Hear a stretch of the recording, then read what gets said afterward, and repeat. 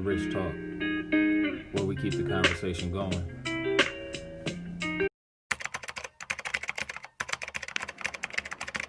Rich Talk, Episode 5. Design can make or break a brand. Technology can enable design.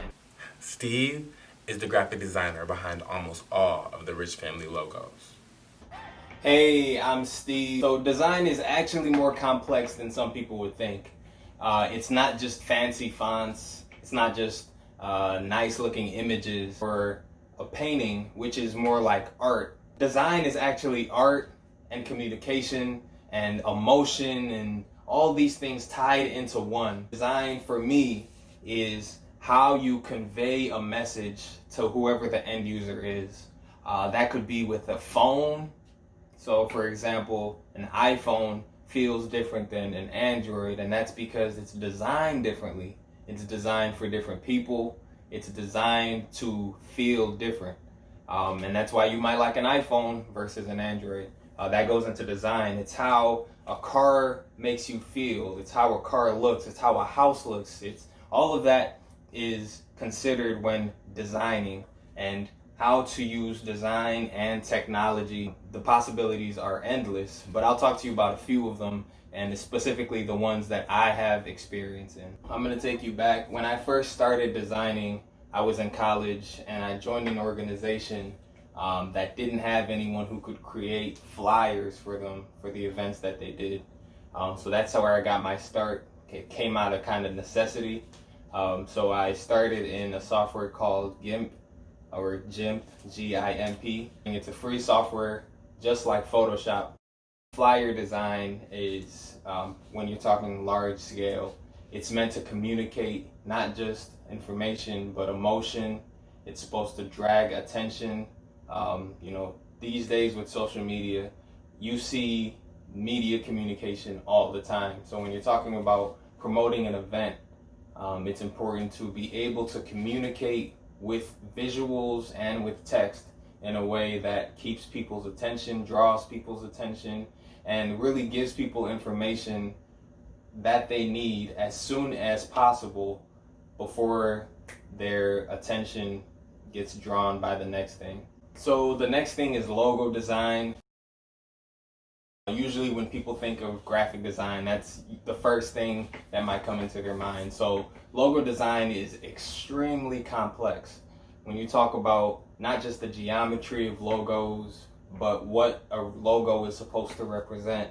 And if you think about the Apple logo, for example, Apple is a technology and a software and a hardware company, and their logo is an apple. So you kind of get questions about what's the point, why does that look the way it looks, and yet why does it resonate with me so well? That's because the geometry is extremely calculated. It's not just a picture of Apple. It's developed over time through a painstaking process. You also think about the Nike logo, for example. Where did that shape of the swoosh come from? So there's a lot of stories that go into logo design. In my design journey, the next place I went to was book cover design.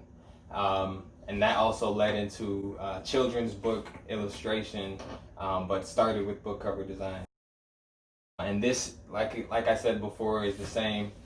You're trying to communicate a message, portray a feeling, and grab people's attention using design in a specific way, using imagery that people can latch onto, using the principles of design that you can find in logo design, flyer design, all of that. The more ways you have to do something, the better you can be for whatever challenge comes your way. The software I like to use is called After Effects.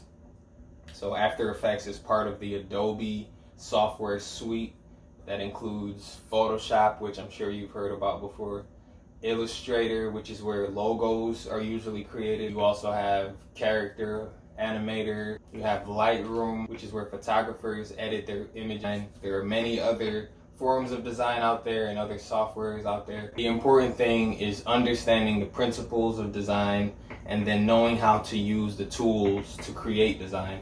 Adobe softwares are extremely powerful. That's usually what most industry professionals are using.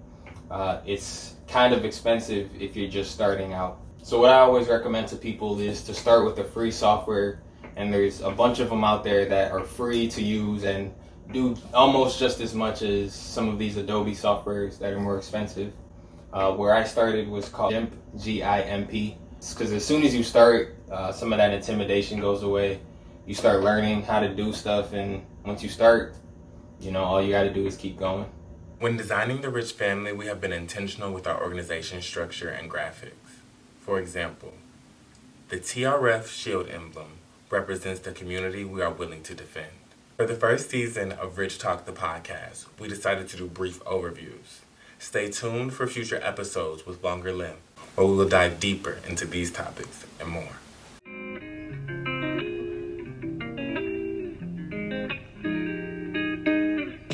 Thank you for listening to Rich Talk. Make sure you subscribe to our website at richmagdigital.com and follow us on all platforms.